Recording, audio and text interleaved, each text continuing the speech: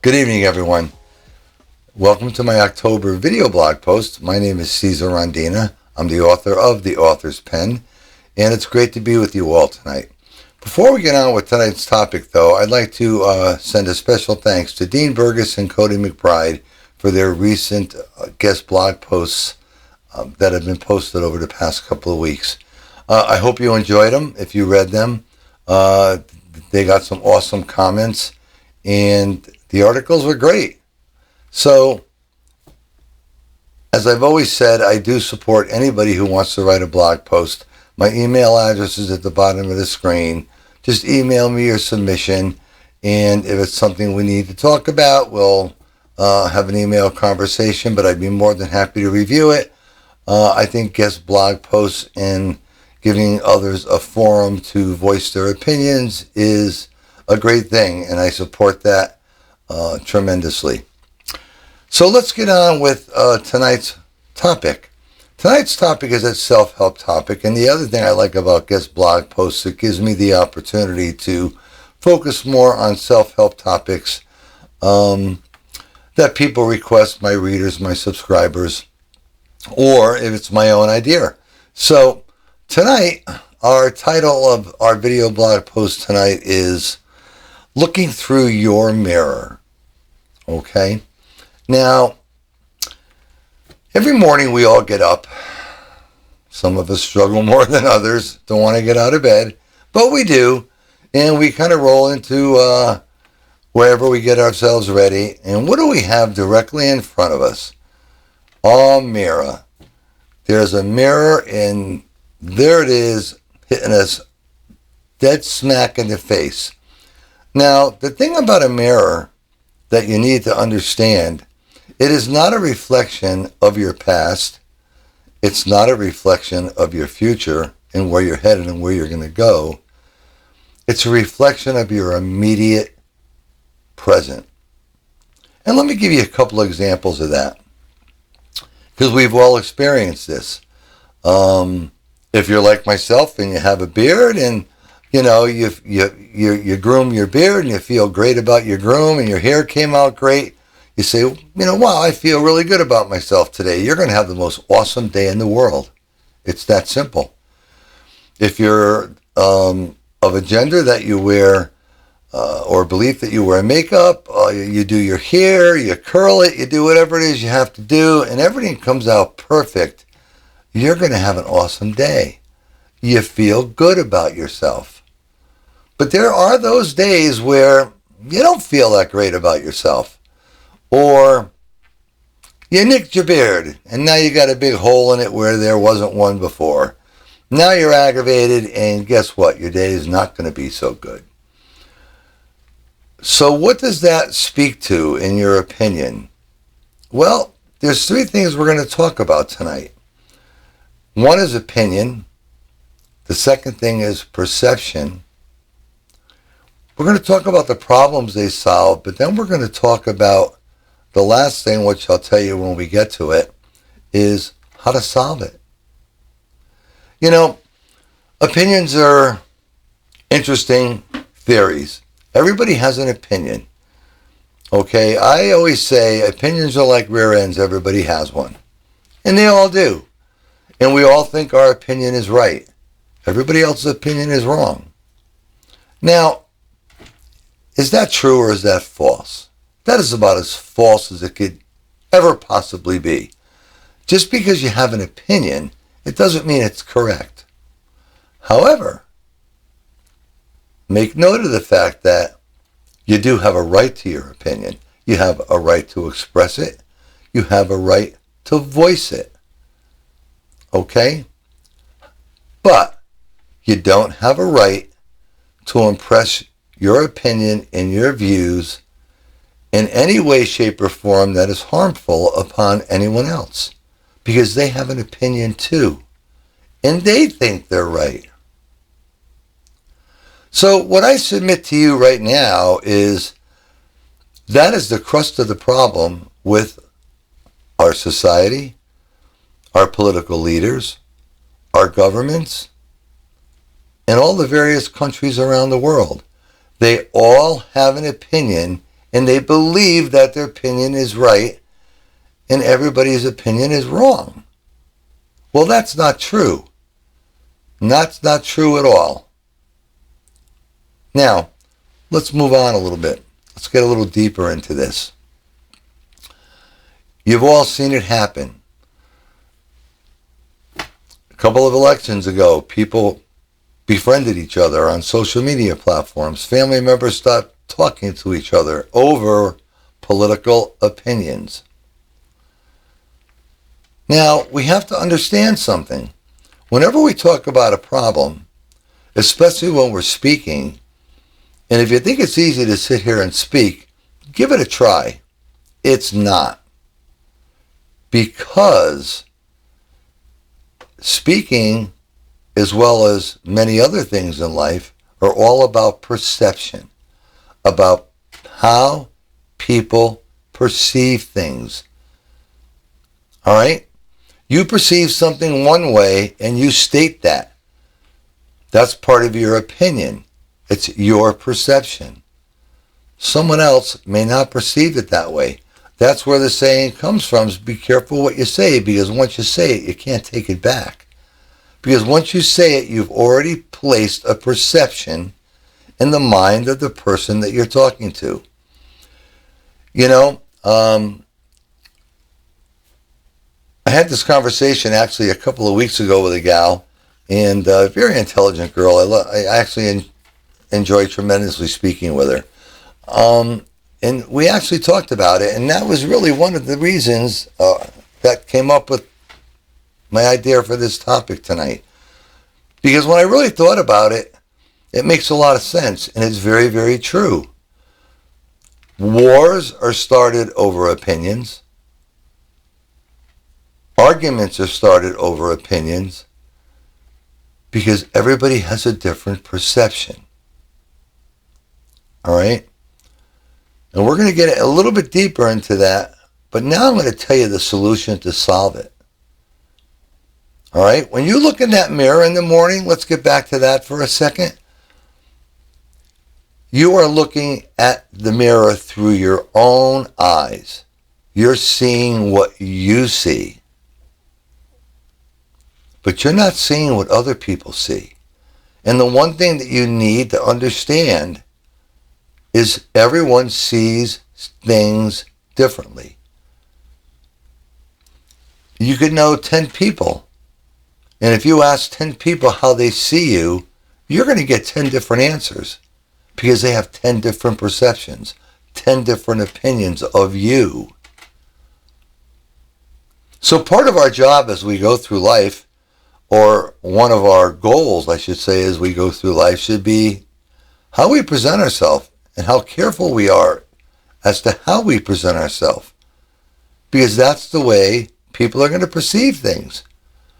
And I know for a fact, none of us are perfect. God knows I'm certainly not perfect.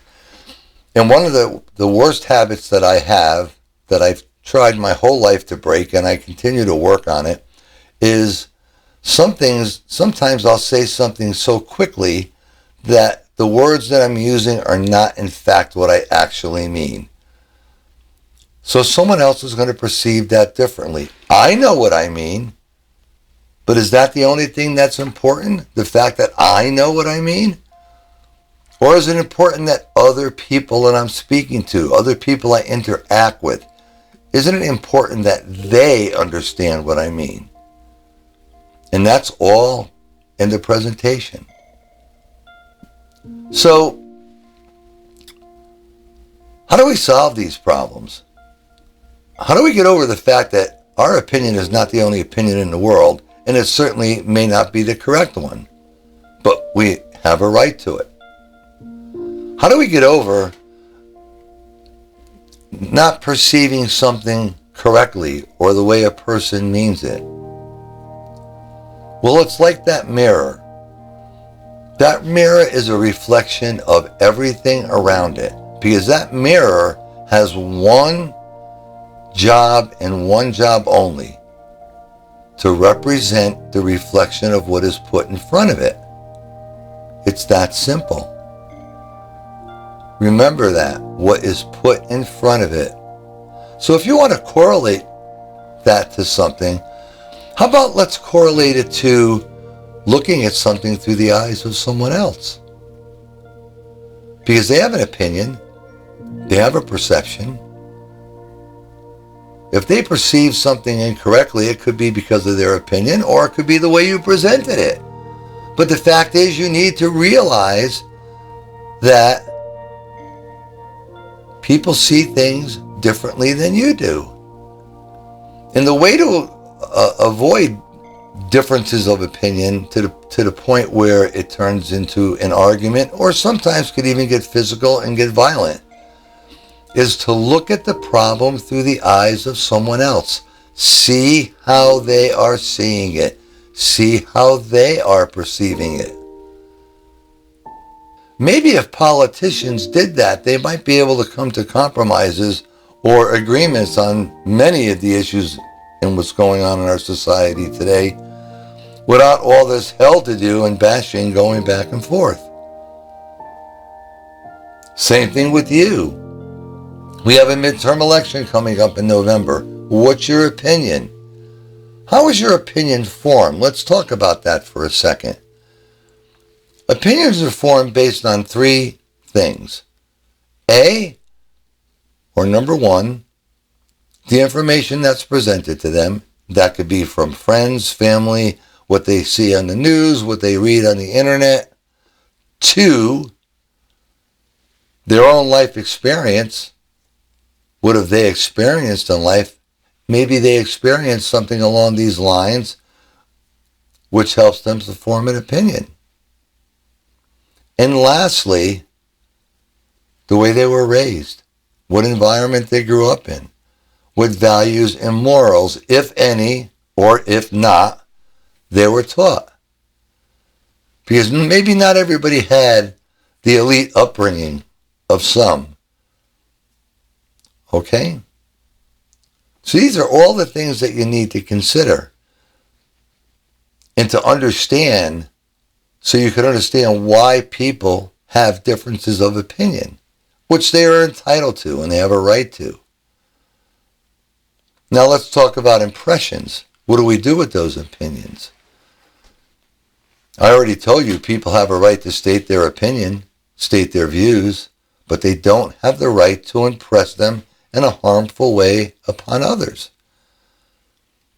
And that is what is primarily going on in our society today, especially with our children. The education system wanting to impress specific beliefs or views upon our children. All right, whatever happened to the days when I was growing up and I was in school, and you were taught the basics in school. And you know what? I have a great deal of respect for teachers. I was an educator part-time for 22 years. I know what they're up against, and it's not easy, let me tell you. But the problem comes in is that teachers do play a large role in the life of our children and our grandchildren. But where does that role end? That role should not begin with them impressing their opinions, their values, and their morals upon our children. They're there to teach our children the basic skills that they need in reading, writing, arithmetic, history, etc., etc. But that teacher is also there and is trained, by the way, if they notice emotional issues or problems with a child, then they have a method of reporting that, and that's when the parents should be notified and get involved, or to be discussed at parent-teachers night or whatever. So I present to you, is society getting a little bit out of hand with impressing its opinions on other people? Now you could take that into transgenderism, you could take that into men and female sports, how people identify as themselves. You know, I have a great deal of respect for people, and I believe people could believe and live the way they choose. I don't knock them for it, nor do I judge them for it. However, live that way. Don't impress it or force it upon people who want to live a different way, because they have that right to do that as well. So you see, the point of tonight's blog post is everyone thinks they're right. It's that simple. End of story. It's my opinion. I'm right. The world is wrong. I read it. Just because I read it, that means it's true. I heard it on the news, and that means it's true. That's the farthest thing from the truth. Because the first thing the news wants to do is report it. They don't really care if it's true, but they just want to get it out there. They'll sort out the mess later on, sometimes. So it's up to us as people to realize this happens. All right? I've been watching all the news media about the upcoming midterms, which in my opinion are extremely important to the future of this country. And I am not going to impress upon you what my opinion is. I have my opinion. And when the voting time comes, I'll vote the way I choose. As you should. As you have the right to. However, what disturbs me the most about it is the bashing and the positions that politicians take on certain things to try to reach certain people, and the games that are played with the lives of people. And I'm sorry, no one has the right to do that, not even a politician. Period, end of story. So, my take-home message in closing to you all is, look at things through the eyes of someone else. The Republicans say the Democrats are wrong. The Democrats say the Republicans are wrong. First of all, everybody shut up and stop. Look at the way someone else is viewing something. If you look at it that way, and they look at the way you're viewing something in another way, looking through the eyes of someone else, you might find that somewhere in the middle, you have that common ground. And once you find one piece of common ground, then it's easy to come to a compromise. And that's what life is all about. Life is not all about you. Life is not all about me. Life is not all about any one individual. Life is about us as a society. Respecting one another, living together, and working out our problems and differences together. So think about that as you move on in the next few days of your life. And you know what? If you don't do that, I'm going to ask you one thing. Just try it. Next time you have a difference of opinion, listen to the other person and try looking at it through their eyes. And see if that makes you take a different approach. With that, I'm going to wish you all good night. Thank you for viewing this blog post. I hope it made some sense to you. I hope you enjoyed it. I want you to stay safe, be well, and always live your life with an open mind, an open heart, and live your best life. Thank you. Good night.